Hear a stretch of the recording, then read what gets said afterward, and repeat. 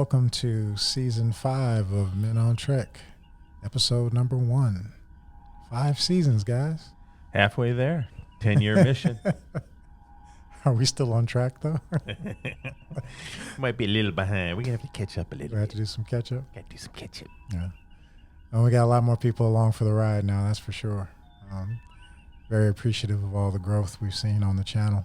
4,000 subscribers. Yeah, and change. Some change. Shout out to the change. Mm-hmm. Tonight, Day of the Dove. Season 3, Episode 7, originally aired November 1st, 1968. And I think in this case, that might be a little more significant than normal. But And you are Captain. Looks good in red. Captain. I got to know it. Oh, Admiral. I'm sorry. Admiral looks good in red. And that's Captain Daystrom over there. And the guy in the Ray-Bans is Captain Palpatine. Who's confused about the Admiral at this point. But you guys know that already, right? That's right. It's been 5 seasons. They should know it. I should know. Somebody knew, though. This will be their first episode. They should know that the Admiral tries to keep things straight. But Daystrom tries to keep everything true. True. That's what we're calling it today. True. That's what we're calling it. True. All right. We'll bring your truth into this episode. Day of the Dove. Season 3, Episode 7, originally aired November 1st, 1968. Our episode opens up with Kirk, Chekhov, Spock, and Lieutenant Johnson, who looks awfully familiar. That's Galloway, by any other name. Beaming down to the planet. Phasers out. Phasers out. Ready to get it on. Ready to get busy. Was McCoy there? You said McCoy was there, right? No, it was Spock, not initially. Not on the beam down. So who was on the beam down? Spock, Chekhov, Kirk, and... No medical personnel. No medical personnel. Yeah, we got a distress call, wiped out human colony. Let's not bring any medical help. No, they didn't find the colony. The colony was completely gone. Well, while they're answering a distress signal, you figured they'd bring a medic or something. You go down there and blast what's in the way. You make first. sure it's safe that's first. True. That's true. Got to secure the site. Secure. Blast what's in the way first. Mm. Then if there's some pieces that can be picked up, you pick them up. So it's a serious situation. The Enterprise is responding to a distress signal and finds a colony of over 100 colonists gone. Not destroyed, just gone. And as they proceed to try to investigate the planet, they really don't get very far. And almost immediately, meanwhile, back on the Enterprise, a Klingon ship. Oh, you know what? You are right. That is McCoy on the beam down. I'm getting my blue shirts mixed up. Mm-hmm. That is McCoy on the beam down. Yep. Points to Palpatine. What? Where were you, Daystrom? He's not. He's here for truth. He's not here for accuracy. He's not here for justice. That's right. Spock's on the bridge of the Enterprise, and while the company's on the planet trying to determine what happened to a colony of 100 people, it's just magically disappeared. Before we go there, we must give an honorable mention to the animated shot of the planet, the Enterprise, and the sun. Yes. Oh, yeah. Yeah, top notch. The remaster. Yeah. Remaster. The remaster outdid itself. Paramount, in-house, CBS. Yeah. Nicely done. Yep. As we get through these episodes, it seems like it gets better. It does. Even in some of the more obscure episodes, it gets better and better. Yeah. So almost immediately after our intrepid heroes beam down, a Klingon battlecruiser pulls into orbit. Was that a D7? Yeah, that's a D7. It pulls in behind the Enterprise and immediately begins to self-destruct. Yeah. Just as Spock gets the shields up and goes to red alert, they register explosions and various detonations on board the Klingon ship, and it is immediately crippled. And meanwhile, on the planet, a whole cadre of Klingons beam down to the planet and immediately capture our heroes. Yeah. Before that, the captain is Kirk is making a statement about the base being wiped out and them finding no residue of the base at all. Right, nothing. I mean, no burnt out. No buildings, no burnt out nothing. buildings, It's just no cracked gone. concrete, They're trying to figure out what could do that. It's like it never existed because it never existed. It never existed. So from the jump, something's wrong. Something's wrong. They had a distress call from this base. They get to the base and there is no base. Well, this is the beginning of the premise of what this is about. That even the most logically well-trained, disciplined individuals, if you play on their bias and their prejudice, they seem to quickly abandon everything prior to what I just said. Like everything goes out the window. So it's a confirmational bias. You expect to see what you expect to see. Mm-hmm. Or should I say you see what you expect to see. Yeah. Yeah, if you go in looking for something specific, you'll make yourself find it. Or if you're focused on something specific, you'll miss something else. It's an old drill about watch guys count how many times a guy dribbles a basketball or past the basketball. And then the guy in a gorilla suit walks through the whole scene and they ask the people, what did you see? Oh, we saw that the basketball was passed 10 times, but they didn't see the gorilla. Because they're not looking for the gorilla. They're not looking. They're focused on the basketball. Mm-hmm. They're tracking the basketball. They're looking at the guy in a monkey suit walking through, doesn't get seen. Your attention is on one thing, and you miss everything else. Confirmational bias. So when I'm looking at and I'm expecting to see X, I'm seeing X, but I'm not seeing the. Are you really seeing it? Oh, I'm seeing what I'm focused at, but I'm not seeing everything else that's around, which can affect the scene I'm seeing. Mm-hmm. Yeah. Same is true with quote unquote eyewitness accounts. When they've tested that doesn't generally hold up very well either. Well, I'll tell you, I was an eyewitness to Kang taking a Klingon disruptor and doing a roundhouse blow to Kirk, and Kirk looked up like, "Why did you shove me?" Like he fell down. He shouldn't have been. He fell down. He should have been unconscious.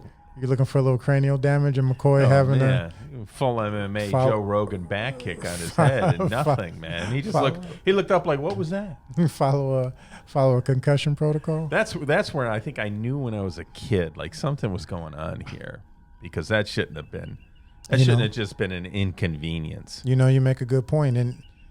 Hold on, not just inconvenience, barely an inconvenience.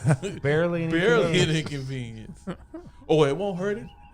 He'll slough it off. This might be the one time. Is it the standard kind of TV trope where something that would lay you out in real life just doesn't because it's television? Or were they thinking about it and something was already happening? I think it's a TV trope. He should have been laid out.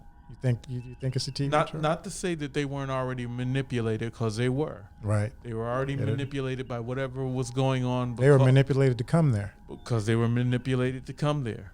And we find out in the story the Klingons are manipulated to come there. The one thing that I would say, though, what we've seen by the time this is season 3, the Kirk does not have a glass jaw. No, he does not. Just the Finney fights and the fights with Captain Tracy, like Kirk can take a hit. But I will tell you, a Klingon pistol whipped with a disruptor is different. I would, this should have been a little. I mean, he ended up with a cold sore, I think, for the rest of the episode from where it hit him. But other than that, he was pretty scot-free. It didn't muss his hair. That's important. He should have been eating his food through a straw for a week. When you got tidal power, it goes a long way. Yeah, that tidal power. We're invincible. Look what we've done. Your mighty starships. Yeah, when you got tidal power, it goes a long way. Yeah. It does. Yeah. Well, go ahead, Admiral. Lead us through the scene. Oh, you were there. You know what happened. But Kang comes in. Their party immediately captures Kirk and company. And Kang is saying, "You've killed 400 of my crew. And In an unprovoked attack, you started a war. And well, first he makes a declarative statement to the Organian who's standing right behind him.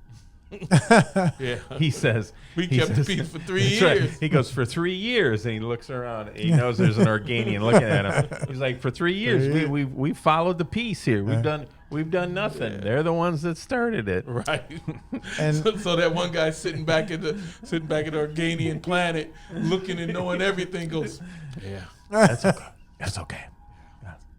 Well, first time, one of the few times there's a callback to a previous episode. Yes. Mm-hmm. Which was cool. I mean, well, we looked it up. We were like, 3 years? 3 years, yeah. It was season 1 to season 3. The forced peace treaty is season 1. Yeah. Episode 27. Yeah. And it's almost 3 years later. Yeah.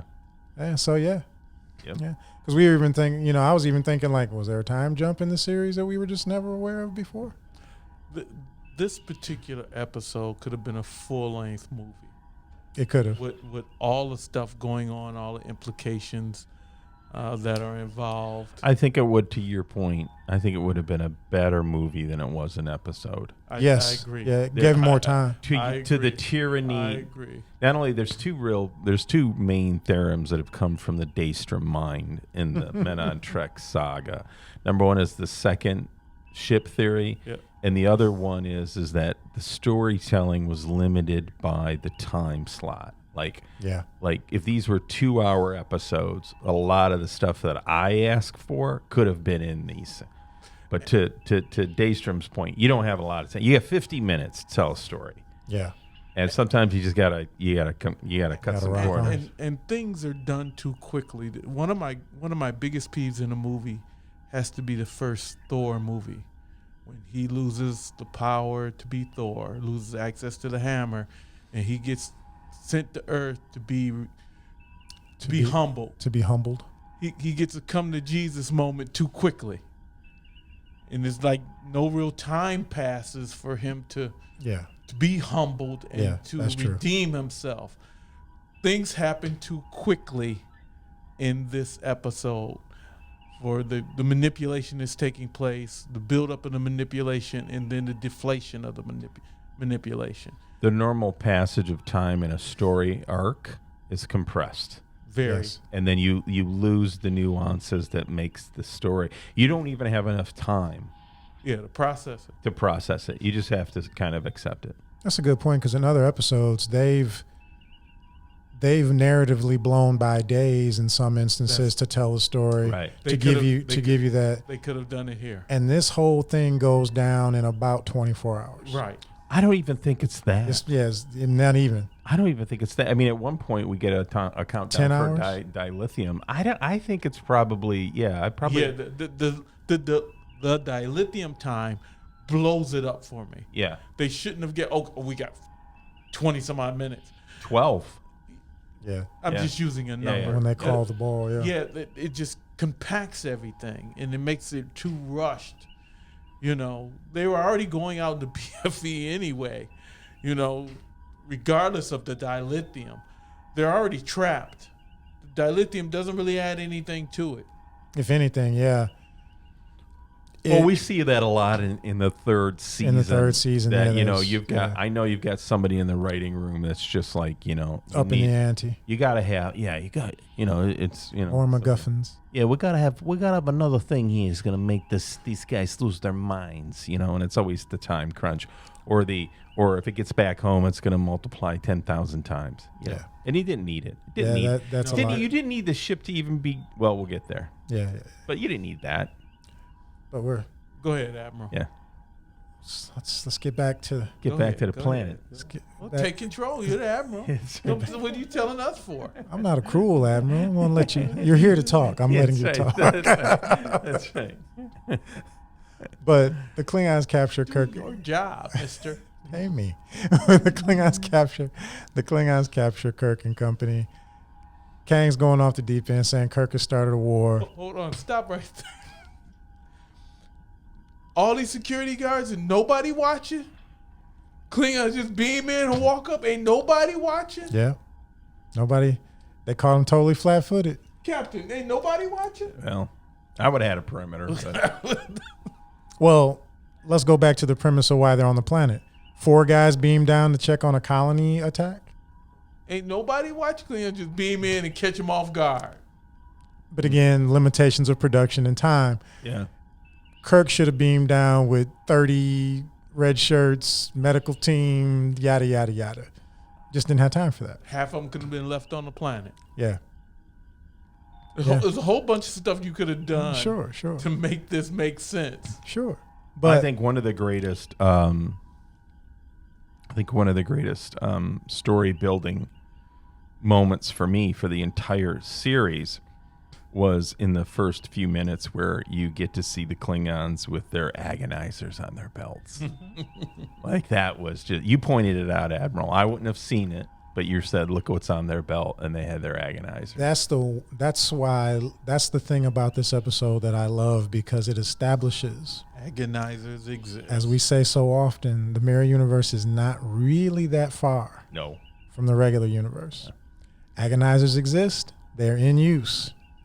Just on the Klingon side. And when you turn your agonizer over to take a look at it, it's got a little safety warning. It says best if applied to Chekhov. Yeah, Chekhov gets it in all universes. In all universes. You haven't used your agonizer until you've used it on Chekhov. He's a test dummy. Chekhov's the monster tester in the old series. That's right. But that's the way it should be, because in the mirror universe, the Federation is the Empire, and in this universe, the Klingons are the Empire. Right? You think the mirror Klingons are nice people? Yes. Oh, they would almost have to be. Maybe. Could be worse. But I digress. Yeah. Let's get to some agonizing. So, Kang tells Kirk, you wrecked my ship. You lured me here on false pretenses. You wrecked my ship. You killed my crew. I'm taking your ship. Little Klingon cultural moment. I'm taking your ship. Your ship is forfeit for what you did to me. Still observing the peace treaty. Kirk says, no dice. I'm not handing over my ship. Mm-hmm. They say, oh really? And Kang starts talking about some long drawn out torture sessions, a little waterboarding, little pain and agony, and see what's what. And Chekhov all of a sudden, and we don't know why yet, but all of a sudden Chekhov's like murderers, Cossacks, and he rushes the Klingons, and they promptly throw him on the ground. And Kang's like, oh, you volunteer. And the agonizer comes off the belt and gets applied. Yeah, he goes, well, that was the thing. He asked for a volunteer to be tortured. Mm-hmm. and I think everybody looked at Kirk first. It's like, ain't that your job, Captain? Aren't you supposed to take this for us? And Kirk was like, looking around. He's like, that's for somebody else. That's what I keep Chekhov for. That's right. Ensign? That's like keeping Chekhov start running off of me. My brother, you killed my brother. He goes, well, we can send you to where he is. But just the idea that he would use the term Cossack. Yeah. You know, I mean, I would think that would be a vague term in 1968. In 2025, I challenge a viewer to even know what he's referring to. Yeah. If you're not a history buff, Cossacks probably in the 60s. In the 60s, I think it was still kind of a thing, a derogatory term people might have got, but now probably not. Yeah. If you know what a Cossack is, put it in the comments. If you don't know what a Cossack is, put it in the comments and then read the answer. But Chekhov gets put down and gets the agonizer. And Kirk caves, guys. Kirk seems to cave. Well, I mean, if you know anything about Kirk, which Kang should have. Well, he knew him when he did. They came on the planet. There's no name tags on the uniform. He goes, Kirk, he already knew. He already knew the Enterprise. He already knew Kirk. He already knew what Kirk looked like from the rest of the crew. Koloff told me. And Kirk knew Kang. Kang? Oh yeah, they were all contemporaries. They were all smoking buddies. Yeah, They knew. Yep. It's like I was shooting at you the other day. Mm-hmm. So people might say, well, how would they know? You know what Zelensky looks like. Right. You know what the president of Russia looks like. Yeah. Well, yeah, your opposite number, that's somewhat true today. If if you're a captain of a ship in the United States Navy, you know who your opposite number is in the area you're in. You know that. What I liked, it's a little tangent, but that's okay. Was it Search for Spock? And it was Reverend Jim who played the Klingon commander. Yes. Yeah. I don't. I'm gonna go out on a limb. I'm saying no one played a Klingon better than Reverend Jim. Well, not just Reverend Jim. That's Doc Brown. Yeah. That's Doc Brown. He had so many great lines in there. Where Kirk was like, beam up the Vulcan, and he goes, no. He goes, why? He goes, because you wish it. Because you wish it. Yeah. Yeah. Yeah. And then he's like, give me Genesis and I'll consider it. Like he wasn't gonna. There was no way he was gonna beam or let anybody get beamed up there. Another great line they have in the beginning where he's like, target the engines, right? And then the guy accidentally blows away the him grissom. up. Yeah. So then he shoots that guy, and then his first officer comes up and he turns around and he goes, say the wrong thing. That's I love. Don't know what the name of his character was, but I love that portrayal of Kirk. Klingon. I'm going to say the name wrong, and I'm going to get an angry response, but Commander Kruge. Okay. Commander Kruge. And I think the guy he vaporized, his first officer's name was Kang. Yeah. Yeah. Okay. Yeah. Yeah, I'm pretty sure it was. Say the wrong thing, Kang. Yeah, that is. Say the wrong thing. He does him and General Chang kind of set the spectrum for Klingons in the modern era. Yeah. Yeah. But back to 1968 Kang and his Fu Manchu cut and his painted face. Yeah. A little dark there. Let's not have any controversy. Woo. A little dark. Yeah. You and me couldn't been Klingons there, buddy. No, with some paint, we could be Klingons. Not without paint, we couldn't. But they couldn't be Klingons without paint. So what's the difference? Painting's controversial these days. Not so much in 1968. So Chekhov's getting agonized, and Kirk seemingly caves. And Kang calls him out on it. Yeah, he says a Klingon. You're a punk. I never would have done that. Said Klingon would have never surrendered. And Chekhov was screaming, you shouldn't do it. Yeah. In reality, other than what Kirk did, he shouldn't have done it. Right. But as we've said so many times before, Kirk had an ace in the hole. Multiple episodes where Kirk beamed guys up using codes and, catching guys by surprise. Yeah. His I'm down on the planet and something bad has happened contingencies are like airtight. Oh, yeah. He's got a plan G. He has to, because he shouldn't be beaming down. That's right. That's right. He shouldn't be leaving the ship. Yeah. He should be in his number one, his ready room in a hot tub, saying, "Give me a report back. How's it going?"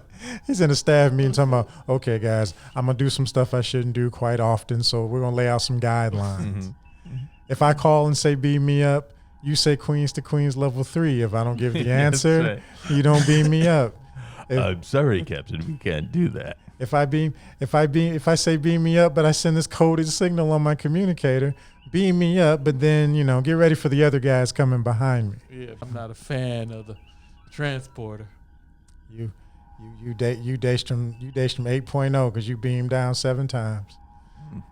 You're just a copy of a copy. But they begin to 6 at a time beam the Klingons up and capture them. Then they bring the surviving 40 Klingons over from the Klingon ship and capture them. But Kirk doesn't haul them all off to the brig, which I found weird. But he says, no, we're going to lock you in the crew lounge and we're going to feed you and treat you right. You're just not going anywhere. Well, they're still under the treaty. Well, you know why? You look over in the corner of the transporter room and there's an Organian. A little old man. Yeah. Get them some soup. I'll get some soup. I'll turn everything into fire again. Somebody's got to go back and deal with that. The Organians basically imposed their will on the whole universe. And what you gonna do? No, I don't mean stop them. I just mean somebody narratively, storytelling wise, somebody's got to deal with the fact that going all the way back to Kirk's first 5-year mission, the Organians have imposed this. Let's walk our way through this show. You think Captain Jackson, Action Jackson to the Organians to talk about the imposed treaties. That's not what I'm saying. And what's going to happen. They're going to look at you like, yeah, it is. It's going to stay like that. Shut up and go home. It's a universe spanning 7 show spanning plot hole. It's not a plot hole. No, all the stuff that's happened in all these other shows and the Organians never step in. Oh, you're talking about these other Star Trek? Yes, they don't exist. It's got to be done outside of the original show. I might accept Next Gen. The rest of them don't exist in my mind.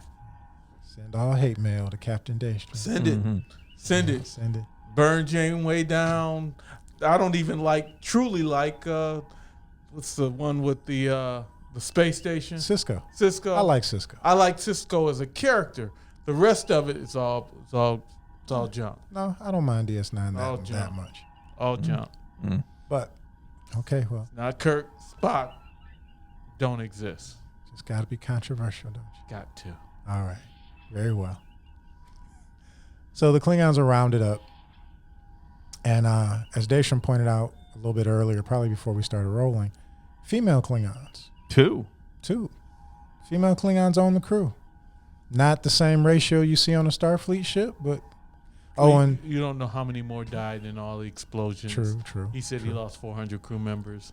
And you also find out the crew complement of a D7 and a Constitution class are roughly the same. So out of the 50, and a little foreshadowing, Kang's wife, a la Mira. They are more progressive generation. than Federation. Yeah. Mira. He could bring your own wife over. And she appears to be the first officer. You can bring your own Science wife officer. over. Yeah. Science officer. Yeah, she's a smart cookie. The Federation ain't that progressive. Yeah, we'll see. You can't be married. He captain. He got his wife with him. Well, yeah. With him. Nobody said the Klingons were not happier than the Federation. Yeah, but he shows the strength of that bond later on. He's a Klingon. Yeah. So they've captured all the surviving Klingons. Scotty reports that the Klingon ship is spewing radiation and is a hazard to navigation. That's right. And Kirk says, and Scotty also attributes fact. Captain, the paint's peeling. We've got to blow her up. Scotty also reports that local communications are being jammed, and he speculates that it's because of the Klingon ship and the damage that it suffered. Yeah. And Kirk says, all right, we're going to have to blow it up. So I kind of thought if I could salvage an enemy vessel and haul it in, I probably would have, but they made it sound like it was in pretty rough shape. Just leave it to the next Federation crew comes by and scoops it up. When, in 100 years? That's right. We've proven that. Ain't nobody coming out there. Make a note of it. 100 years later, Picard comes by and picks up a Klingon D7. Yeah. What's on the forgotten ship for this list sector. for this sector? Yeah, what's on the forgotten list for this sector? We got 2 Federation vessels. We got a couple Klingons and been one missing around 100 years. That's right, missing 100 That's years. almost exactly right. That's 75 years later. So that's what put the Galaxy class cruises through and picks up this antique Klingon D7. Says, "Oh, James Kirk disabled this ship." Mm-hmm. Yeah, right. Meanwhile, the Klingons are down in the lounge having a chat, and you get their perception. Well, is it their perception or is it the influence? You don't know yet. We don't know. But Mira starts going into what she thinks happens to Federation prisoners. Death camps. Yeah. They bring that out as that it's Kirk said that's propaganda. You think that's actually their perception. Yeah. It could be manipulation by the enemy, but I think that was just... Probably both. Probably their perceptions amplified, their fears and amplified, because the alien is going to get what he needs from that. Because you've seen him a few times floating around. What'd you call him? The evil... Pinwheel? The Looks evil like a pinwheel? He does look like a pinwheel. Kaleidoscope. He's Rayjack. Or one of those entities that Rayjack is from. Rayjack. Jack the Ripper. Oh. Episode with Jack the Ripper. Rayjack. You remember that? Right. Okay. When Scotty was blamed for murdering people? Yep. Jack the Ripper alien. Yep. Wow. You making that connection? You saying it's the same? Yes. Okay. Deep track. Yes. Deep track. I don't know what the hell you're talking about. You don't see it? Oh. Was that in the original? Yes. Yeah. Oh, yeah. okay. It's the Jack the Ripper episode. It's the episode we haven't gotten to The yet. entity takes over Scotty and causes him to kill people, and it's supposedly the same entity that was on Earth during the 1800s. 1800s, yeah. Jack the Ripper. Wow. And the entity that lives off of fear and torment. So they all float down there too, huh? Mm. Okay. So we get a pretty decent shot of them disposing of the Klingon battlecruiser, the D7, and Chekhov is still ranting and raving, talking about they killed his brother Piotr. Massacred him on another colony, just like they did this one. Mm-hmm. And he's like, and Spock's still kind of level. He's like, oh no, maybe not. Well, the Klingon captain points out. He goes, "Where's this colony that you guys talking about? There's no evidence that there was ever a colony here." Yeah. But in their mind, a colony was there. And Kirk counters with, could be a new Klingon weapon that leaves no traces. No traces. The grass ain't even burnt. Come on. Everybody's under the influence. They're at right. this point. That's it. They're under the influence. That white powder got them heavy. Although, for you fight fans, look up a neutron bomb, and that's an interesting topic. But you would have buildings. Yeah, there's no buildings. Kirk talks to me. There's no nothing. building. There's nothing. Right. There's a whole colony. There's mowed grass. No colony. It's supposed to be where his mind tells him the colony is. Mm-hmm. But it's perception. You're not.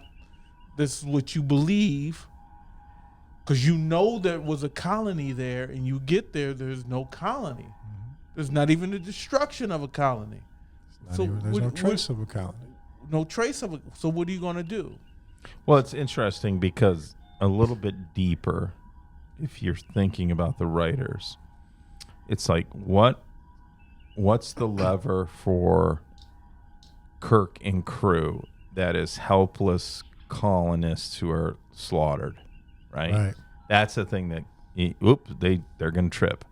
Right. What's the lever for the Klingon? Defeat in battle. Yep. Right? Because my understanding, and it's not very deep, but if you did do that to a Klingon, would he keep fighting? Yes. Okay. Yeah. All right. Because I'm like, I toasted your ship. I killed 400 dudes, and you're threatening me. Yeah. With what? The 40 guys you got left? It makes perfect sense what the alien is doing. Right. Yeah. For the groups that is doing it too. Right. Is doing something different to each group to keep them involved. And to Palpatine's point, to bring them to maximum hostility. It's the worst case scenario. It's the thing that's going to make nobody hold back. Right. Yeah. Yep. He's taking them from 0 to 10. Right. Quickly. And the effects are being shown on the crew as they show the alien entity floating around. By this point, it's made its way to the ship. Chekhov's on 10. Spock's still kind of like, hey, wait, let's figure this out. Let's talk about what's happening here. And then McCoy shows up, and he's all barbarous and bloodthirsty. Even before you get to McCoy, there's a malfunction on the ship, and half of the crew, or more than half of the crew, is locked in the lower decks. That hasn't happened yet. Not yet. It's coming. It's coming. Okay. So they cut back to the Klingons in the ready room, and the Klingons are like, how do we get out of this situation? And Kang's like, we'll wait for our moment. They'll make a mistake, and we'll take this ship. And one guy's like, they got 400 people. There's 40 of us. And one Klingon had a line I liked.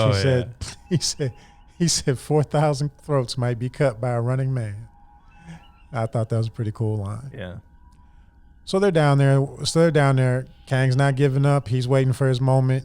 He believes he can take that ship with 40 of his people.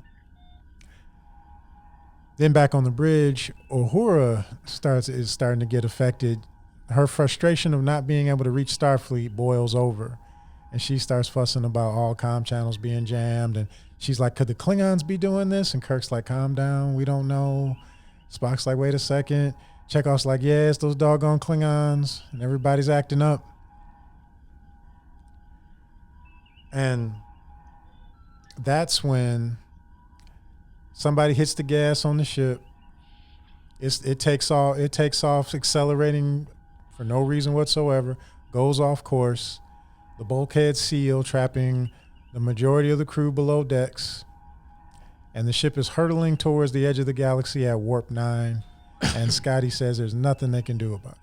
Yeah, so the bulkhead's closed, locks the crew, evening out the numbers between the Klingons and the Federation. And the Federation that are available to fight. Just about 40 and 40. Yep. Because he wants to keep his party going. Makes you wonder what was happening to the rest of the crew while he was doing that. Yeah. Maybe he couldn't focus on all those people all at once. Yeah. Nah, I got faith in Jack. That they were down in the lower decks chopping each other up. Maybe. I'm down here because of you. You trapped us down here. No, it was you. It was you. Well, at one point, Scotty goes, phasers aren't working on it. Something's happened to the metal. Yeah. Phaser cutters, the cutters aren't working. Yeah, Kirk tells them to, cut through the bulkheads, blow it up, do what you got to do.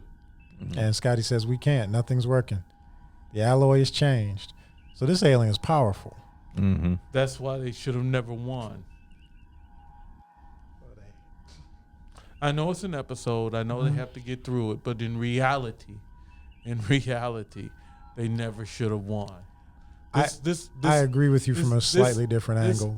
This episode, it's already messing with their minds. It's already making them believe things exist that don't exist.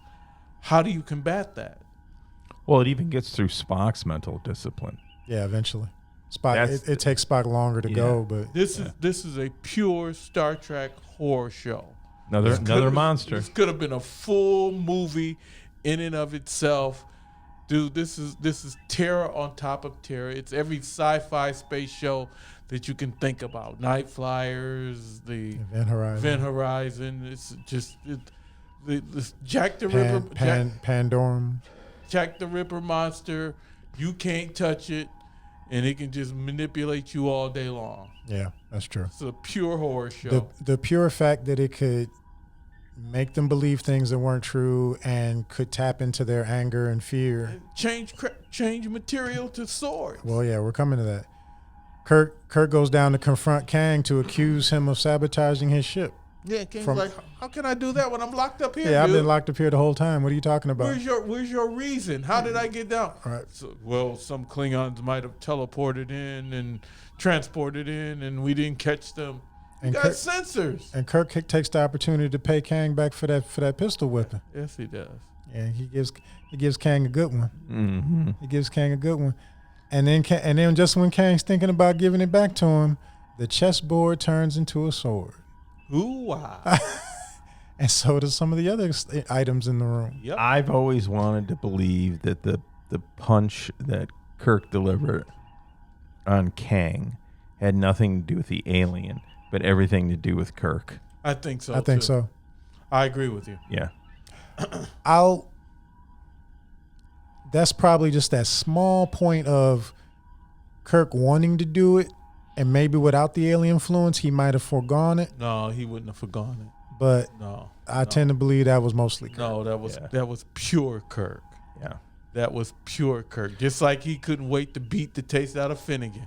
Kirk is gonna get his stab back. That was shore leave, nice and safe. But it lets you know what the alien had to work with. Yeah.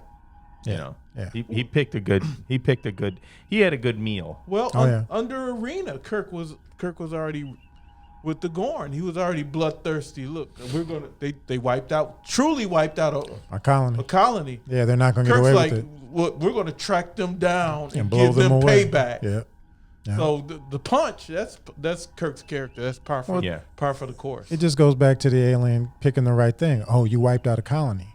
Well, Spock says to him in the arena, if you remember right, he kind of saddles up next to the command chair and he goes, "I would think the hot pursuit's enough." Yeah. Kirk's like, "No." You see this foot? It ain't been broken off yet, has it? When you see I don't have a foot, then that's enough. Yeah, but I ain't broken it off. I'm not tickling his tonsils with my toes. Yeah. And catch our episode on Arena to see how we felt about that. That's right. So it's the same thing, in Arena, the Metron set it up, and this alien got his own personal. Yeah. Selling tickets. No, he's not selling tickets. He's putting ketchup on it. But so now there's a sword fight breaking out. The Klingons have numbers, and they get out, and now they've got control of like Deck 6, and pretty shortly thereafter they get control of Deck 7.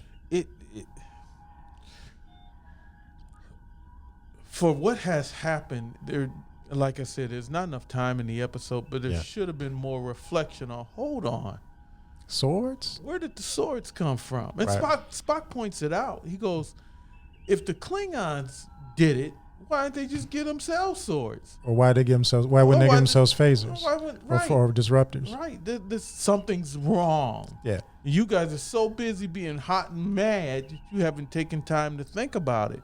Something is wrong. And we usually don't do this because and like I said, we know we're dealing with season 3 episodes, and there's some good ones, but we know that there was some challenges. There's some stories. There's a story all by itself. Yeah, if you had the time, if this was 2 hours, right? One of the things I think, all the officers sitting at this table would probably agree on, you don't leave Kang with his men. No. You pull him off by himself, and now you've got a good 5-6 minute scene where you can develop this relationship between the commanders of like, you're here for your reasons, I'm here for mine, and if you're not going to stop, neither am I. You know what I'm saying? But there was no time for that. I would definitely never leave a guy like Kang in a room with 40 Klingons. No, it's a captain with his boys. Captain with his crew. Yeah. You don't leave them together for them to plot and plan? Yeah. Treaty or no treaty, I'm putting them all in the brig from day one. You're not hanging out in my lounge. I don't care what. They might not have enough room in the brig. I'm stuffing as many as I can in the brig, and I'll figure out the rest. But there's an airlock, right? Chekhov had it right. They were in the buffer. They were in the buffer. What's the save? What's the refresh rate? I mean, I can leave you in the buffer till I get where I'm going, right? That's right. I can leave. That's a great idea. Didn't Scotty hang out in there for a few decades? Well, you might have had a pattern degradation, and then you got the little pixelated Klingons. No, the little Argonian. No, I'm trying to think of the alien's name. Which ones? The all-power ones. All-power ones. Organians? The Organians? Yeah. You have the Organians sitting in the background. Which all-powerful you want? Organians, Metrons, Metrons, we already went through this. Yeah, we went through this. The Metrons is not as powerful as Organians. That's true. Trelane? You want Trelane? What do you want? Yeah. No, but you got the Organians watching over the treaty. Everything. The Organians don't have a mirror to break.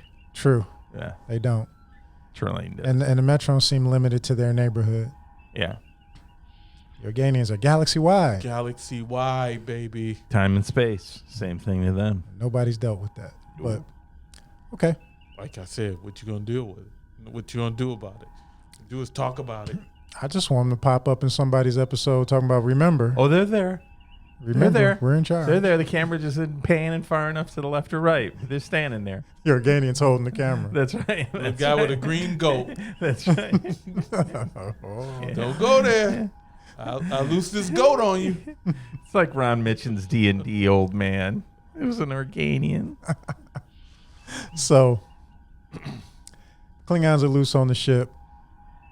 And to your point, except for Spock, and he's slipping. He's slowly slipping, but everybody else just kind of accepts it. Okay, I got a sword. There's Klingons loose on the ship. We're sword fighting. We're doing this. Scotty goes to the armory and sees nothing but swords and forgets that there's supposed to be phasers there. Well, no, he gets down there and he says, I've never seen such a collection of antiques. Mm-hmm. And he gets over it super fast. And grabs that claymore and starts like, ooh, basket hilt. Ooh. Him and Daystrom. It Ooh, should have been basket. an all stop there. Hold on. Where'd all the phasers go? Yeah, where did these weapons come from? They didn't come from the Klingons. Right. They didn't come from us. But There's got to be a third party. but the manipulation is such where they're just rolling with it. That's why I said they shouldn't have won. They shouldn't have gotten out of this situation. Yeah, if they were that badly off. This entity has so much control, seemingly, that they're not even thinking about where these weapons come from. They wouldn't have thought about anything else. No, if they were that far gone, probably not. Don't even take a moment to say, hey, push the button, say, hey, Captain, I'm down here in the phaser room. Ain't no phasers, it's all swords. No, he did. And Kirk, we didn't get that. And Kirk was like, cool. Pass out swords. That's what happened. Everybody got a sword. Yeah, okay. So, meanwhile, engineering falls. Kirk has sent Sulu to take command downstairs. Sulu seems to be impervious. Like, Sulu doesn't lose it at all in this episode. Yeah, he stays calm. He just does what he's told. Yeah. But he's even rational. Remember when Chekhov goes off and he's like, I saw what they did to Pietra. And kill them all. Sulu's like, who's that? Well, Uhura goes, oh, they did something to his brother? He goes, what are you talking about? You don't got a brother. Yeah, he's an only child. Chekhov don't have no brother. But at the same time, Kirk don't know enough to care. He don't know nothing about Chekhov's private life. He don't even care. As a good captain should. I need to be saying to the enlisted people, did you get in your mail? Did you have some good chow? Yeah. All right. Staying warm? Yeah. Okay. Carry on. What's your 5th general order? That's it. Dude's on the bridge with him all day long. Don't even know nothing about his family. No chit-chat. You're closing those pylon switches, son? That's right. That's right. You're a good boy. Yeah. Carry on. Yeah. Carry on. Sorry to hear about your brother. Yeah. Sorry to hear about your imaginary brother. But Sulu's like, he doesn't have a brother. And even that. Even that. Goes right by them. I will tell you, man, Chekhov became this writer's tool. Yeah, he's a whipping boy. You know, he's a whipping boy. He's a whipping boy. He becomes like Dirty Harry, man. If there's a dirty job to do, they're gonna give it to Chekhov. Yeah. He becomes the one getting abused in a lot of these later episodes. Well, you know, he gets himself in some pretty serious trouble here in this episode. Yeah, we gotta be mindful about how we speak about that. Huh? The algorithm's listening. Well, he's like that with Imud.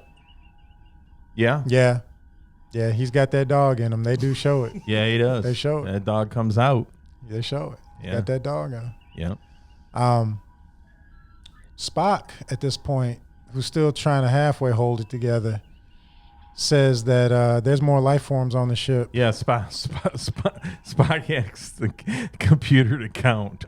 You know, they're like, well, we got 40 and 40, but we got 81 things running around in the non-bulkhead decks. Yeah. He's like, I think there's something else here. Spock's like, there's Klingons, there's humans, and then there's that. What is that? Kirk's like, I don't know what that is. Find out what that is. Spock says it is pure energy. Pure energy. And then Kirk says, well, we got to find out what it wants. And Spock asks the computer, what does it want? And the computer says, I don't have enough data to tell you what it wants. Well, Scotty also makes a point, without the sensors, they can't track this thing anyway. Well, yeah.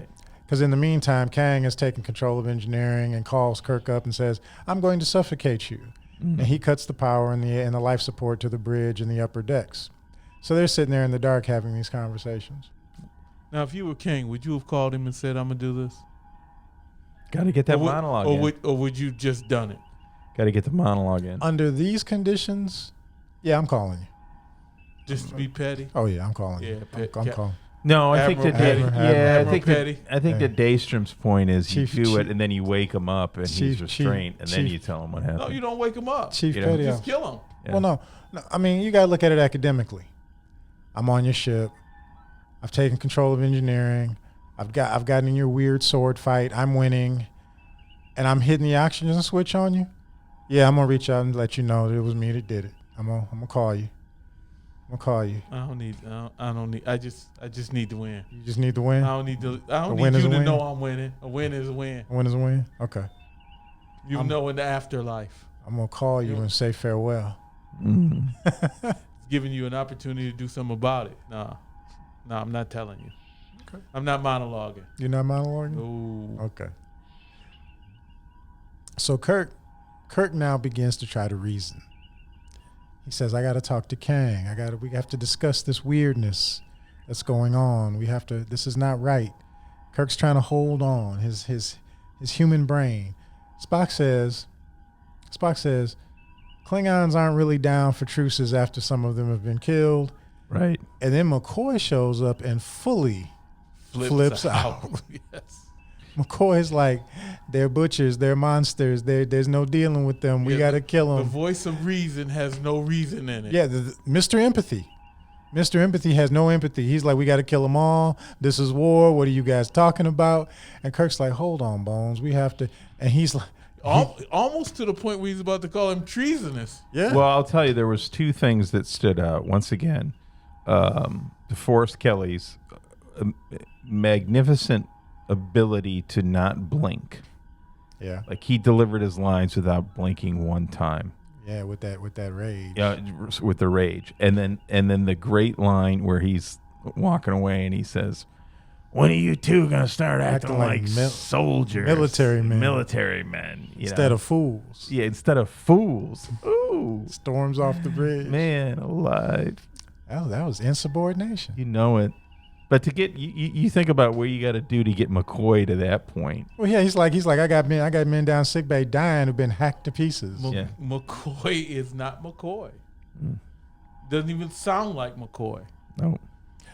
Well, that's something I was thinking about as the episode went on, especially when the segment we're coming up to. Is the alien giving you these thoughts, or is he taking what's there and amplifying it? I think in some cases he's giving it to him because Chekhov didn't have a brother. Right. No, here's the problem I have with that. You're talking about an exchange of energy, right?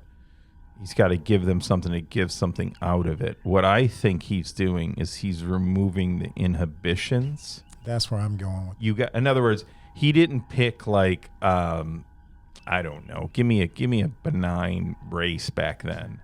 Well, that wasn't the Hulkins. Yeah, I mean it's like if you put the Hulkins with the Federation people, they didn't have all this bias and hostility or anything like that. I think what he does is he just kind of this alien entity is just removing their inhibitions and adding a little bit of a catalyst. But he can't add too much to their hate because then it becomes a zero-sum equation. You know what I'm saying? Like, that's really how you defeated him, right? Is like this idea that at some point you've got you're not putting enough into the system for him to think that it's worth it, right? Or her, you know. Yeah. Oh, that's a good point. Yeah, that's a valid point, Captain. Thank you. But then they kind of do this round robin. McCoy has his moment. He goes off the deep end. Then it's Scotty's turn. And by extension, Spock. Yep. Scotty goes off the deep end. Scotty was about to be plastered by Scotty. By Spocko. Scotty gets racial. Scotty exhibits some xenophobia. Yeah. Yeah, he does. Scotty, even as a kid, do you remember feeling the way I remember how I felt as a kid? Yeah, green-blooded freak. Like he was just like, even as a kid, I was like, you shouldn't say those things. Calls the Klingons fuzz-faced goons. Tells Kirk he's jeopardizing the Federation by allowing Klingons on his ship. Oh yeah, he was about to hack. He was about to hack Kirk. Yeah, he was. So, you compromising my ship, Kirk. You're handing my ship over to the Klingons. Mm-hmm. That's bad for the whole Federation. My ship falling into Klingon hands is bad for the Federation. Well, he's like, they're going to take our technology and add it to theirs. And add it that's to the theirs. end of the Federation. Yeah. Yeah. He came with every accusation. Fully unloaded. Fully unloaded. And just his, like, just him, his going off on Spock, that was pretty rough. Call him a freak. Pretty rough to watch then. It's rough to watch now. Yeah, it was quite the. Spock was like, you think I like serving with you nut job? And it's funny because we're halfway through the episode and we've been talking about the story they've been telling, but now we get into the themes. We're more than halfway through the episode and we actually get into the themes. And I really think this episode is a product is really deeply a product of the times it was filmed, because they're talking about racism. Right, there's racial divide. Height of the civil rights movement. There's divisions by country. Yeah, the meat of this episode is outside the episode. They've come up with this plot device to get into these to get into these ideas. Right, it dwells in the hearts and the minds of men, of people. Right, and even talking about how people are manipulated to do things, to feel things. I don't often plug other shows and products on Men on Trek, but there's a very brilliant person. Her name is Sarah Payne. She is a strategist at the Naval War College. So she's like one of the few people in the world that teaches and studies strategy. Like, she talks about, her books are like about why Japan lost the war and involving China and everything. And she talks about this idea of power and control and things that happened. And when there was a question about the Cold War, of like, why was it so, why did it take so long to kind of resolve it? And she said that in the 1960s, the belief in the United States is that we were losing the Cold War. Yes, because absolutely. of all the civil unrest that was happening in the 60s. The belief is that we weren't doing very well, and that the Soviets kind of like were seeing that, like we had all this civil unrest, we had racial issues, we had, you know, all these things that were going on in the 60s. And I think the show here is now trying to like we said, in 50 minutes, you know, show the this Cold War tension of like, yes, there's this quote unquote 3-year Cold War going on because of the Organian treaties and all the rest of the stuff.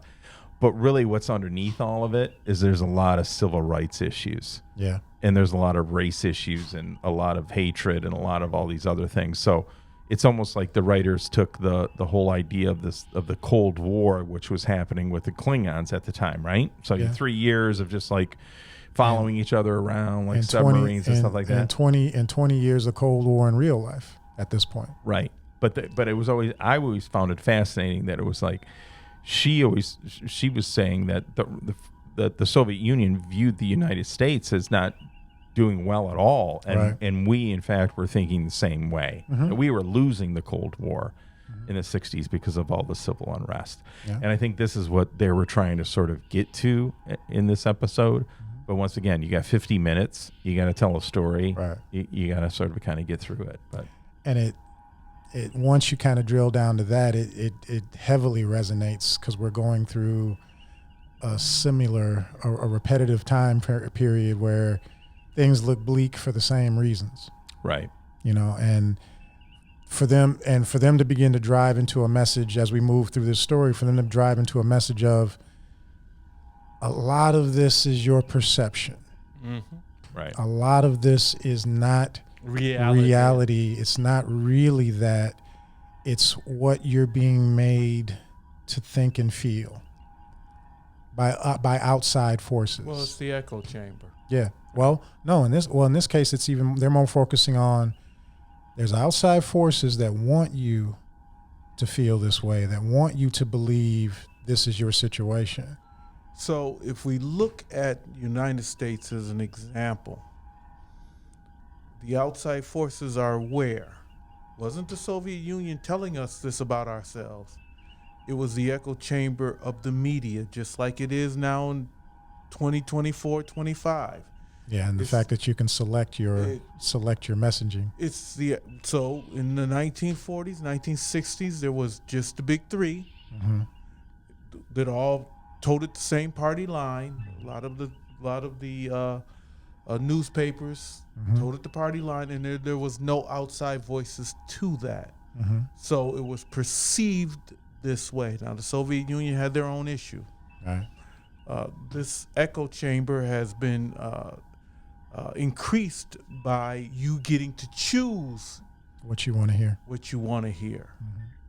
So you sign on, just like we want you to join Men on Track and to join us in our discussion of Star Trek, but you can join in the discussion of anything. Right. And other than coming on with us and having fun talking about an old TV show, you can fill your head with a whole bunch of things that are bad about the world and, about your society and live in that echo chamber, which might not necessarily be true. You could be over on a Battlestar Galactica channel being all depressed. That there is no more Battlestar Galactica? Because that show is not uplifting. But in some instances. Not the new version of it, that's for sure. But I think too also, this the way that I remembered the news when you had Walter Cronkite, yep.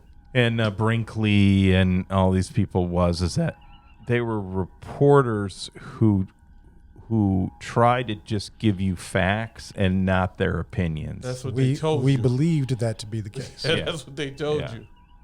But now I view mainstream media and news agencies as it's first and foremost, it's for entertainment. They want ratings. Ratings. They'll feed you whatever you're willing to watch. I don't know if they're reporters, if they're trained journalists. I don't know who they are. I just know that it just seems like they're trying to tell us how to think. And maybe to your guys' point, it's always been that way. To a degree, it has. Yeah. We know that now. Yeah. There was no way to know it then, but we know it now. Because there was no dissenting voices. Yeah, there was no way to check. There was no way to know different. In many cases. Yeah. But I think it's hard to see this episode clearly without trying to understand a little bit at the time of what the self-reflective view of the world, of the country and everything was at the time, because we hadn't landed on the moon yet, where it's like we could just say, hey, you know what? We may have done a bunch of terrible things, but look, we did a couple of great things here. I thought we had been to the moon by 68. 69. Oh, we hadn't gone yet? Yeah. Oh, no, Kennedy starts the program, and then, okay, yeah. All right. Yeah. July 69. Getting my dates mixed up. Yep. So, this is an interesting episode for that reason. We can stay in the narrative of the episode in most cases, but the real meat of this is outside. Yeah.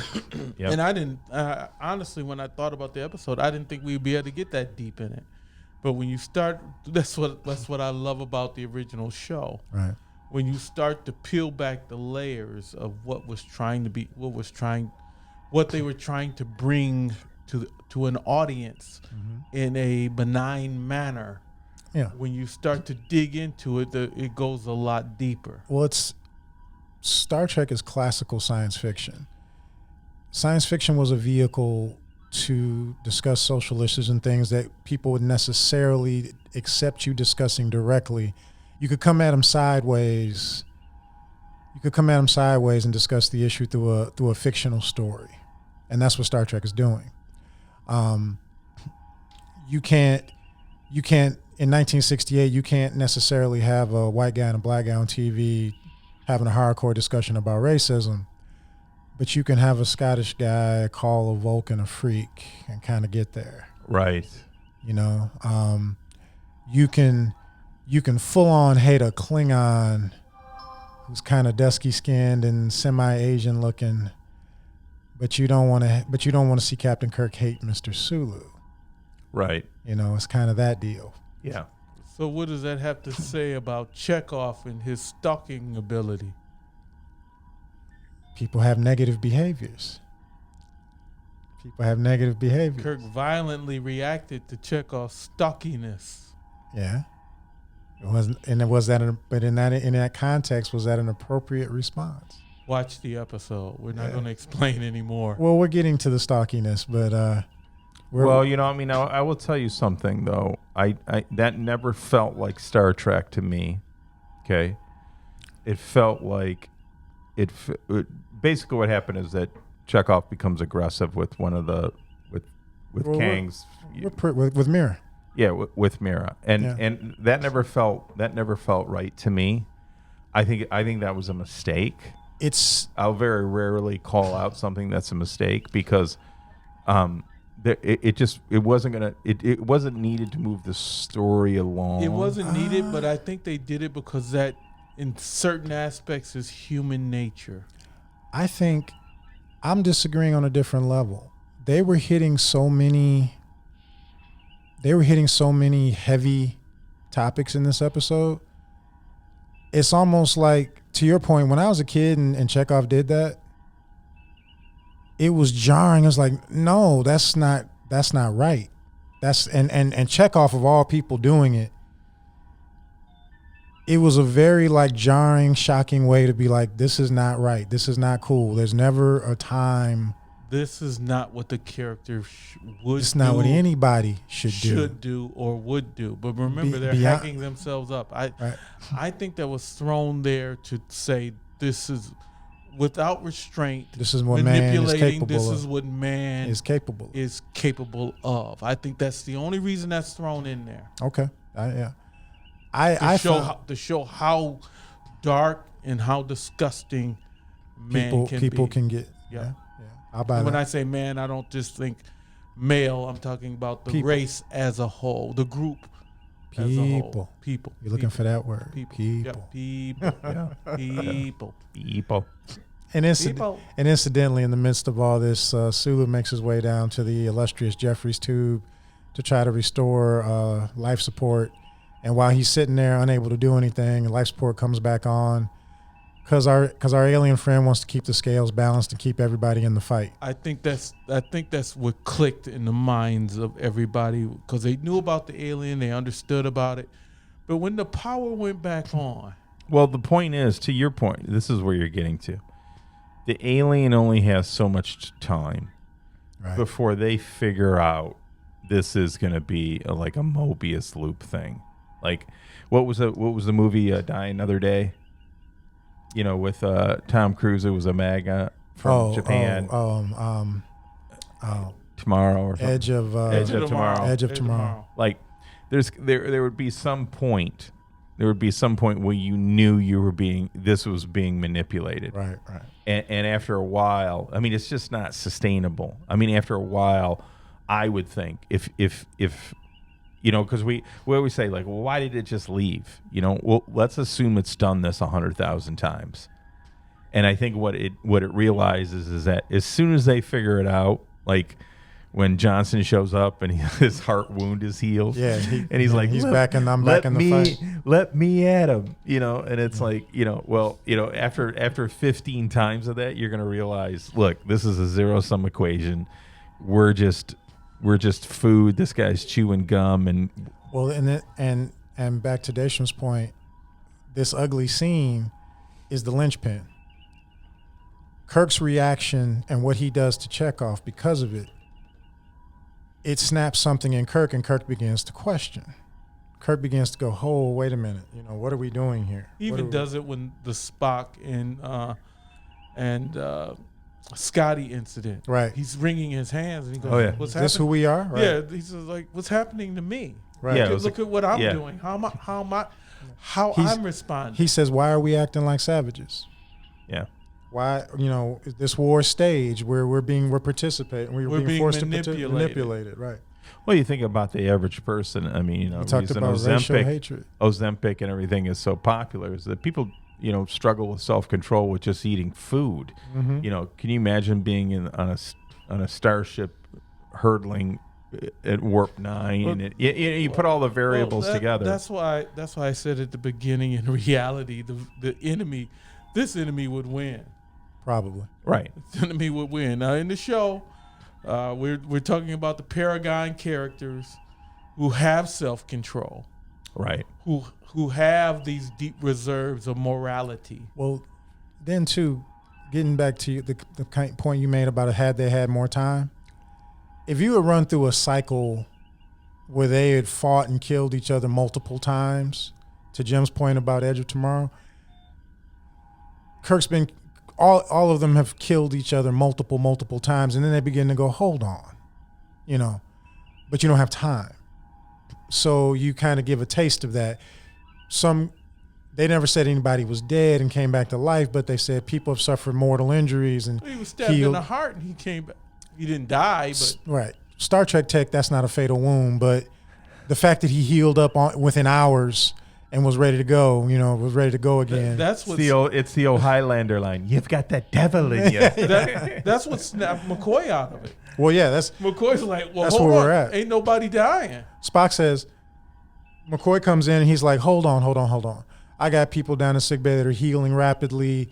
Johnson's heart is just healed up and he's walking around, and this is not possible. This is, even by Starfleet medicine standards, this is not possible. And then Spock says, we're all pawns in this game. I just want a little aside for me, and I think after 5 years of Men on Trek, I deserve this.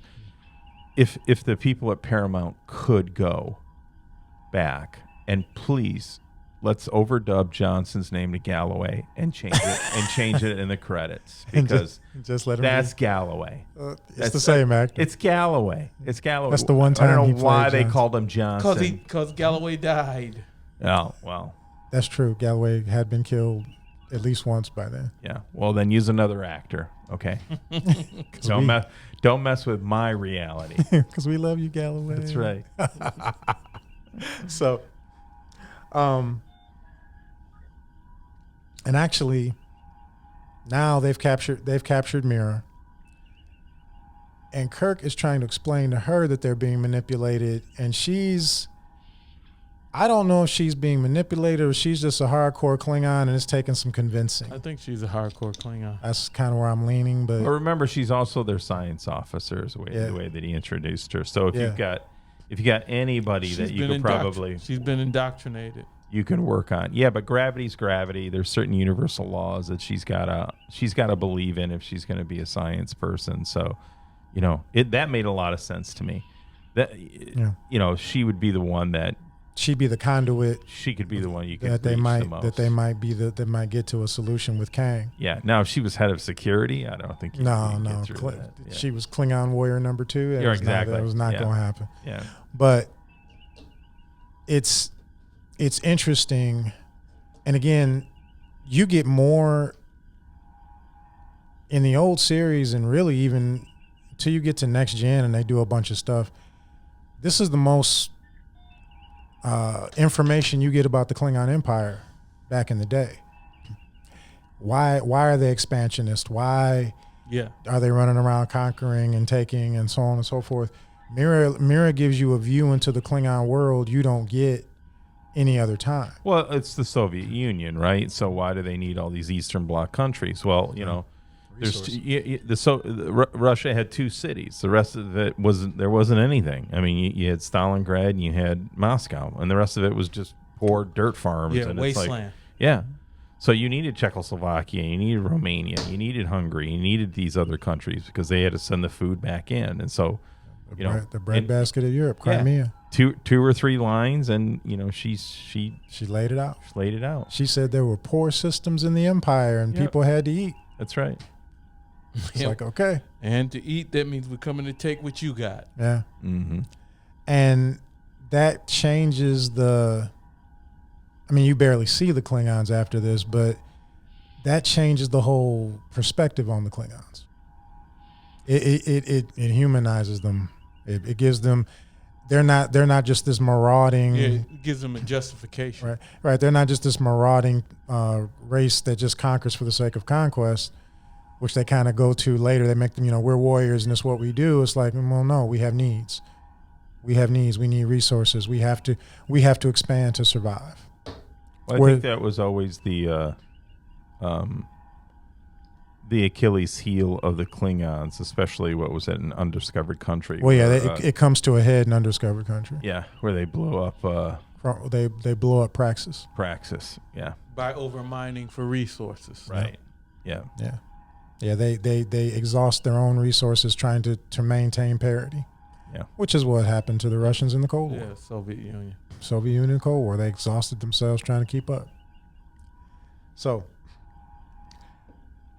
now they really begin to have an earnest discussion about the fact that they're pawns in this game and they're being manipulated by the alien. Kirk has seen the alien at this point. And at this point, they've got Mira with them, and he's just trying to talk to her at this point. He's like, hey, I need you to understand what's happening here. We got to talk to Kang. We got to talk to your guy, and we got to stop this, or we're going to be doing this forever. We're coming up on 12 minutes, but not yet. Mm-hmm. Well, he calls him, over not the yet. intercom. Not yet. Johnson shows up. Oh yeah. I'm ready to rock, Captain. Give me a sword. I'm ready to get back in here and kill Klingons. And Kirk's like, no, we're not gonna. And Johnson flips out. He's like, I'm killing Klingons. I'm here to get it. I'm following orders. I'm following orders. My job's to kill Klingons. That's it. And Kirk tries to tell him, no, we're gonna stop. And Johnson swings on Kirk, and Spock has to pinch him out. Yeah. Spock has to put him down. Well, this just goes to show you like what happens when it starts to accelerate. Mm-hmm. If there's any resistance, then there's infighting. To your point, I think if you peel back that bulkhead, there's probably not a lot of cats still walking around down there. There's probably chaos below decks if the alien's working on them at all. Exactly. And then that's when Spock realizes that the alien's energy drops when Johnson goes unconscious and the hostile energy is out of the air for a moment. The alien's energy changes, and that's when Spock's like, if we can stop the hostility, they're just doubling down on we have to stop this fight. You know what this reminds me of? Ghostbusters 2. Oh, with the ectoplasm? Yep. Mood plasm or something? Yep. Yeah. Hostile energy, and I wonder if they ripped that off from Star Trek. The hostile energy. We joke about it a lot, and in some cases, we know there's some blatant ripping. I think in the other cases, because we just said it in one of the shorts that Palpatine put out, this show is just so influential. Cutting edge. It's just woven into the fabric. There's guys that grew up watching this that went on to become writers or wrote stories. They probably don't even know. Yeah, they ripped it. They probably don't even know that it's in the back of their mind that they watched Day of the Dove in the 70s when they were a kid, and now they're writing this story, and it's just kind of in there. Mm-hmm. Which to me is just makes this that much more that's cool. That's a valid point. I don't want to give it to you, Admiral, but that's a valid point. It's in there. The back. It's in the back of your consciousness. It's in the zeitgeist, as they say. Yeah.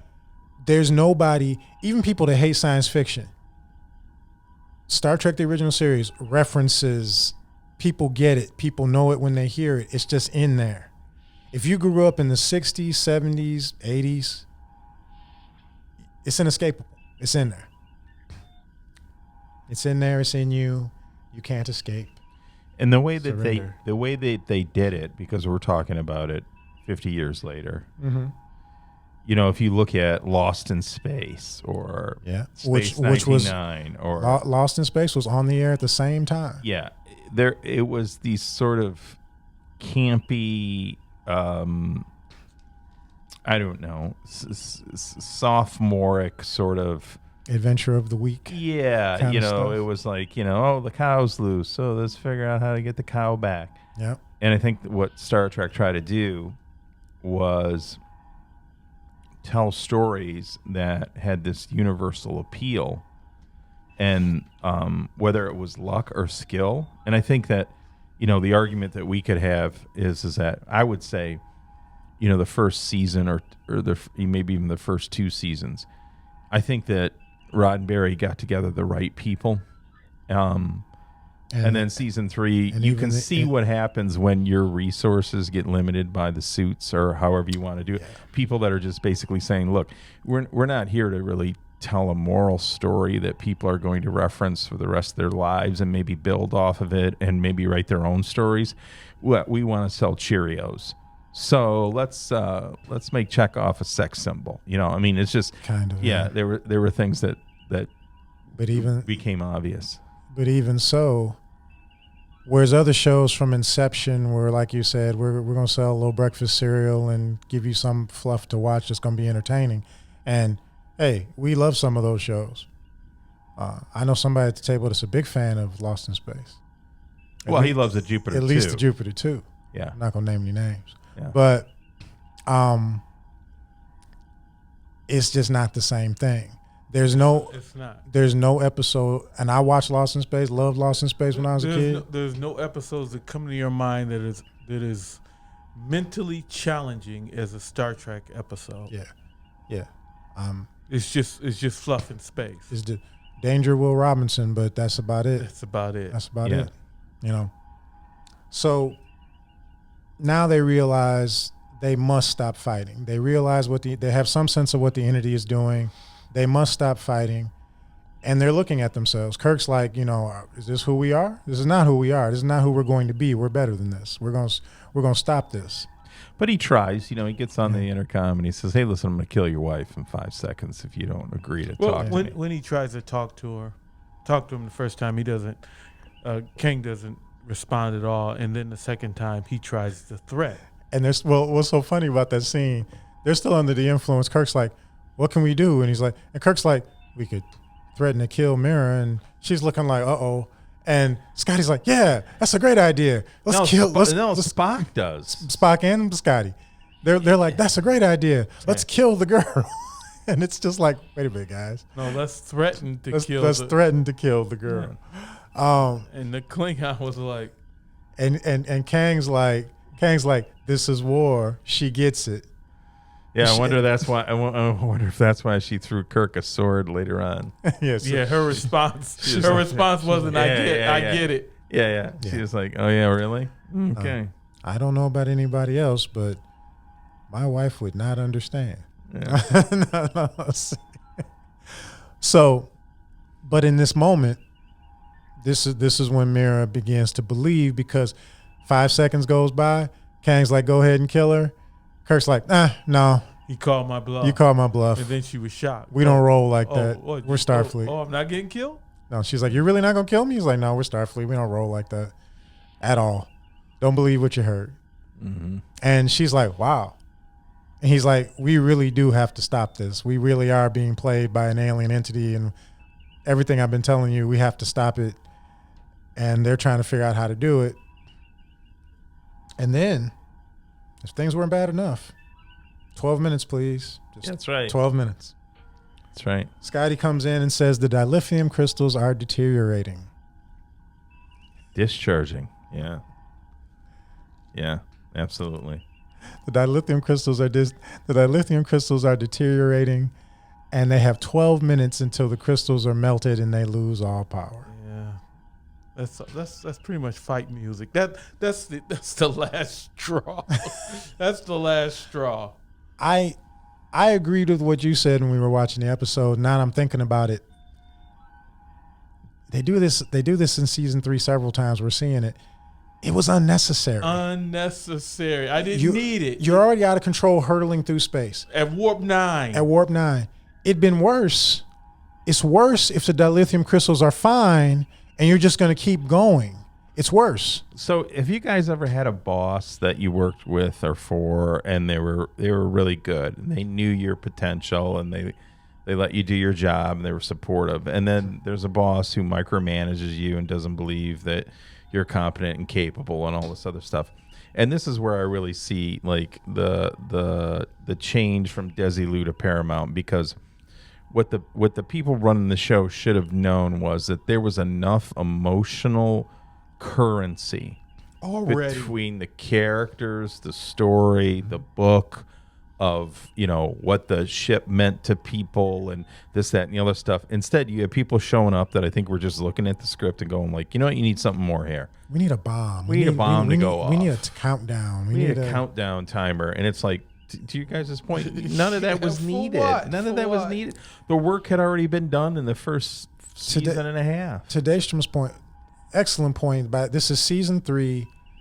The character development is there. The investment on the part of the audience is there. But to Daystром's point, this is a horror movie. If the ship is fine, if there's no dilithium deterioration, this ship's hurling through the void forever, and this thing's killing you and resurrecting you and killing you and resurrecting you and killing you and resurrecting you. Right. That's the horror movie. That's the horror movie. Stop right there. Right. You don't need anything else. You got me. You got me. I spend eternity feeding this thing with my hate. Well, the thing is, I don't know if you guys know, like, differences between viruses and bacteria. Like they discovered viruses because they had filters for bacteria, and something was getting through and killing things. Mm-hmm. And what the definition of a good virus is that it stays with its host, but it doesn't kill you. Like a bad virus would kill you. Mm-hmm. In this instance, the alien life form was causing a situation that was going to cause it to not have energy to feed off of anymore. Mm-hmm. Because as soon as the ship died, everybody on it was going to die as well, and then that's the end of mealtime for this alien. I can see a Star Trek episode, Under Decks or whatever they call it, Bold New World, where they come across a ship that's been hurling from the other side of the galaxy for thousands of years, and they come across it, and this alien's on it just munching on people, resurrecting people, and they have to deal with it. And everybody's stark raving crazy by that point. Stark raving crazy. Yeah, crazy. Well, there's no humanity left at that point. None. Barbarians. None. And you're just a food source. And honestly, that'd have been great for like Lower Decks era, late Next Generation. A Constitution class starship comes out of warp, and they've been going through it for 100 years. They've been going through it for 100 years. This is the horror. This is a full length horror movie. It is. They didn't need 12. They didn't need the 12-minute buzzer. Didn't need it. Did not need it. Didn't need it. But you got it. Yeah, because the other side of the story is like, thank God this is going to be over in 12 minutes. Yeah, it's my out. My out. I'm getting ready to die. Yeah. So, okay, I got an out. I'm not alien. Yeah. I don't need A1, 1A, B, A2, A, B, A3 self-destruct. Yeah. It's like, okay, well, problem's going to solve itself. But again, this is the matter materializing, bulkhead hardening alien, right? Yeah, that's right. Why couldn't it just regen the dilithium? Yeah, absolutely. That's the other thing. Absolutely. What it could be doing is like, add a little sauce to a little anxiety. To the chicken. A little more anxiety. We got fear, but let's have some anxiety. I actually thought that. I actually thought the dilithium deterioration was done by the alien. Yeah, and it's a hell of a good distraction to keep you away from solving the problem, the real problem at hand. And just Mission Impossible music playing in the hallway. Yeah. Yep. But so they need a solution. They've got to talk to Kang. Kang doesn't want to talk. Mira's on board, and they come up with intership beaming. Dun, dun, dun. And the great line from Spock is, well, we don't do it that much because it's not very precise. It's difficult. And then we start talking about it. It's like, is regular beaming not precise? It's like, you'll get you 20 feet off the surface. You're going to fall. I came up with a half-baked answer to that. What they're saying is, I can put you down on a planet from 30 miles and up. I can put you down on a planet. Precisely. I can put you down on a planet and not put you in the ground or too far above the ground in a wide open space. I can't beam you into a closet in a building on said planet. Now, that's a lie because they've done it in previous episodes. I give you piece of the action where they beamed into old boy's office. If you can do that, you can beam me down to deck 5. That's what I'm saying. We go. There's no way that beaming someone, it shouldn't be hard. 2 decks down is going to be infinitely harder than beaming somebody 1,000 miles away. Honestly, if you get into the logic of it, just on a sheer efficiency level, because of how transporter technology is ubiquitous and it works and everybody takes it for granted. If I'm up on deck 2 and I really need to get to engineering in a hurry, am I getting on the stupid turbo lift or am I just going to go to that little 2-person transporter just off of deck 1? And well, I can see with Inside Ship you want to keep a limited amount of people from beaming. I can understand. You could do it though. But you should be able to do it. Mm-hmm. But I can see limiting it because. Well, I would tell you, I think that there's things already built into the tyranny of the story of why you couldn't do it. My understanding is that a lot of the integrity of the starship is fields that hold it together. It's not just plates. That's later on. Yeah. Yeah. But I'm just saying, what you could possibly come up with is that there's so much, what is that?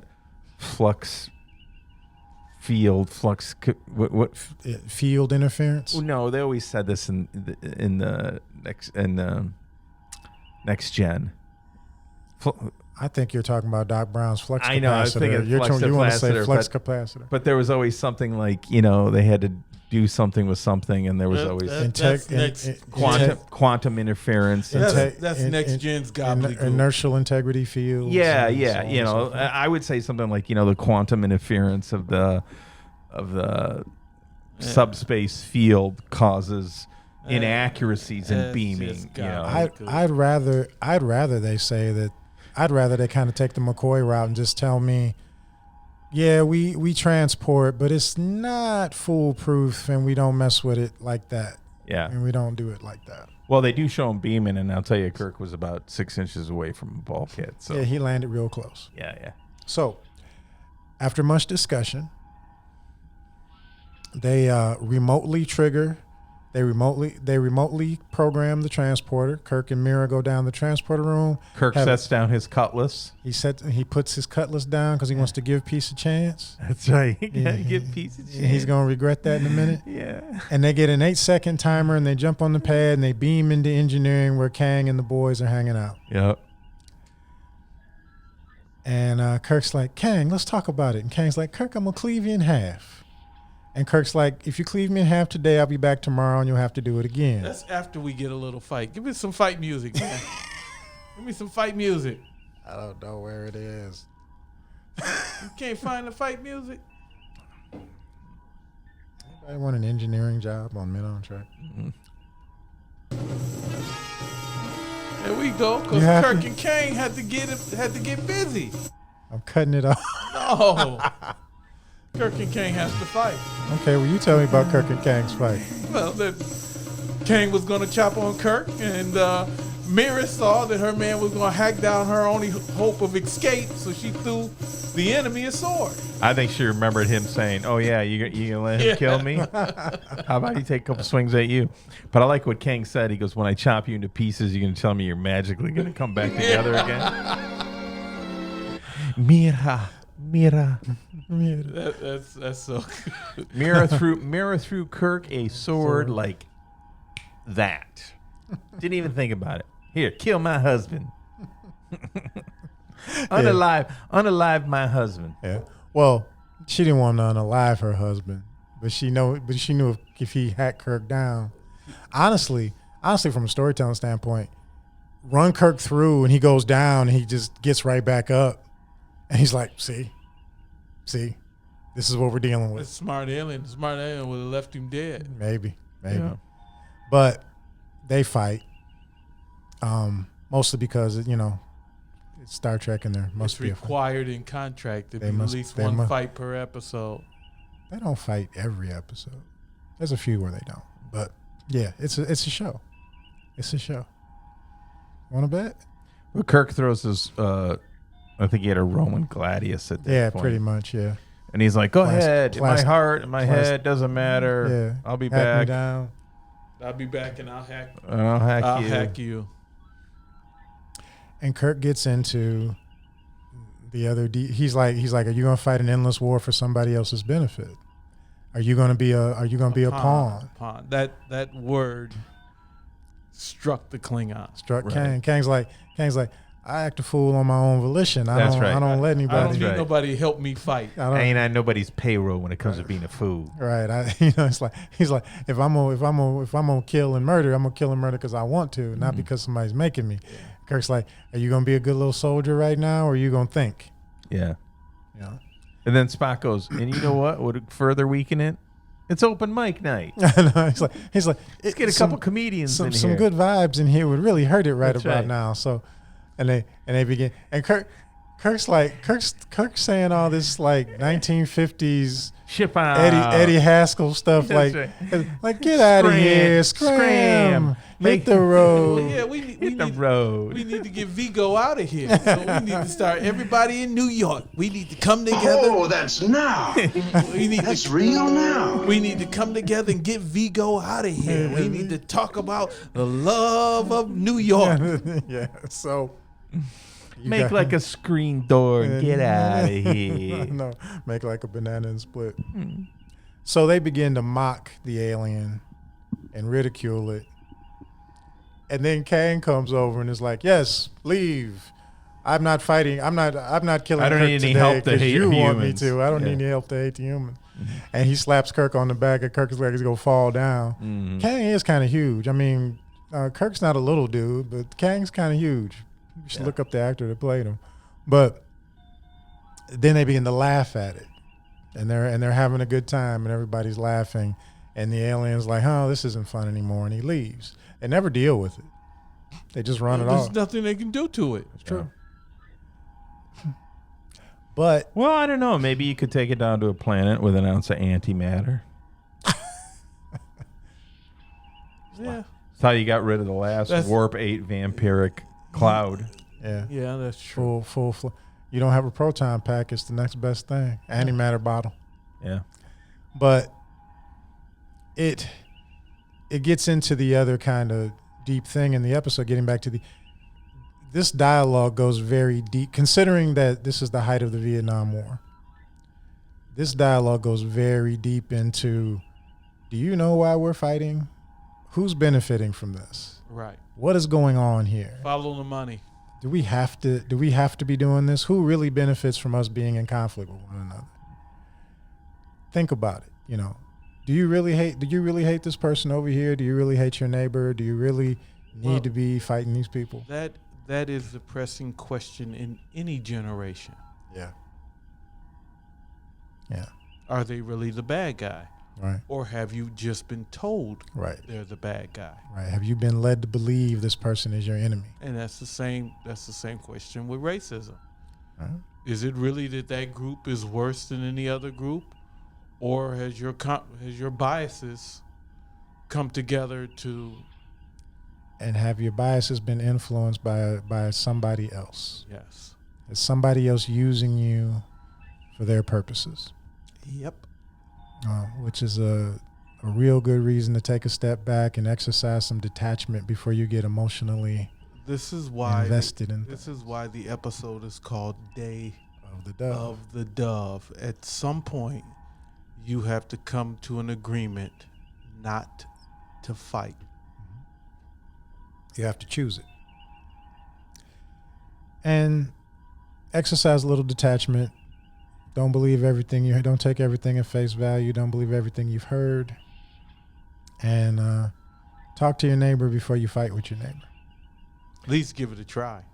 Yeah. It's interesting. Sarah Payne says in her lectures that war doesn't end when the victor declares victory.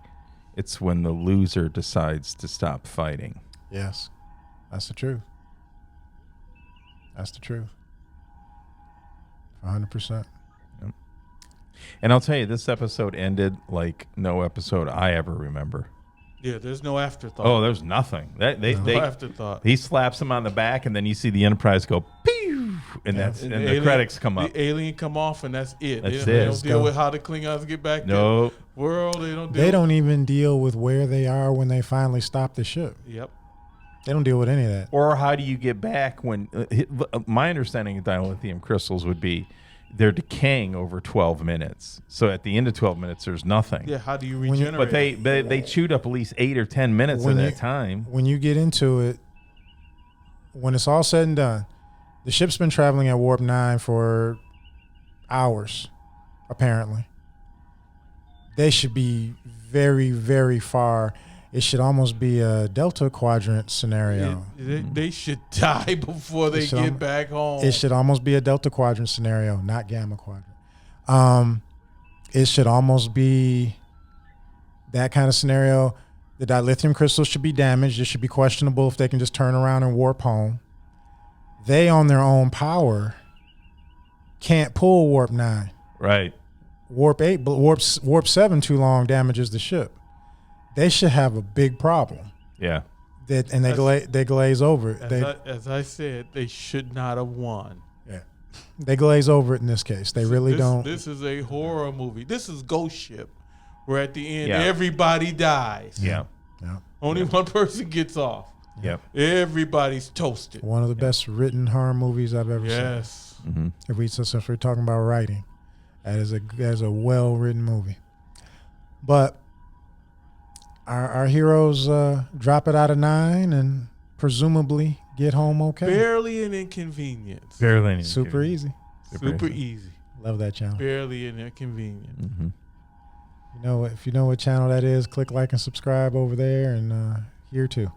Mm-hmm. But all right, gentlemen, Day of the Dove. Give peace a chance. Season 5, episode 1. Season 5, episode 1. Yeah. Been on track. Star Trek keeps giving. Yeah. And even in the episodes that we're less psyched about, we're finding some gems. Good things. Yep. Good things. If you can talk for 2 hours about a story that was made 50 years ago, something was done right. Yeah. Yeah. And this, like I said, for me, this episode is unique because the meat is outside the story in a way.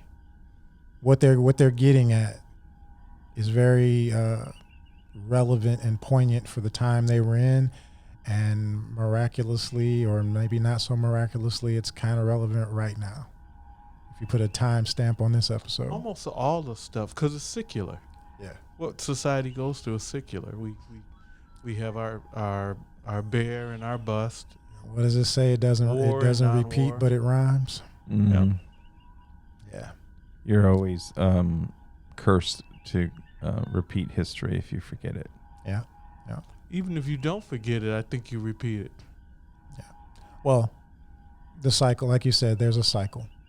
There's ups and downs, and there's conflict, and one thing leads to another, and it's almost never it's the cycle. The cycle is predictable. That's because there's always a different generation, a generation that didn't go through what the previous generation did until they go through it again.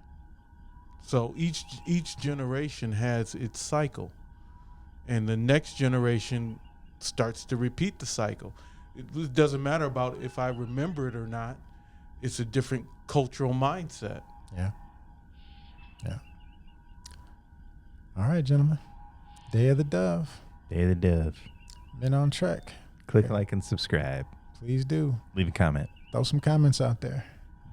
And let's hear from Mira being the objective one in the episode.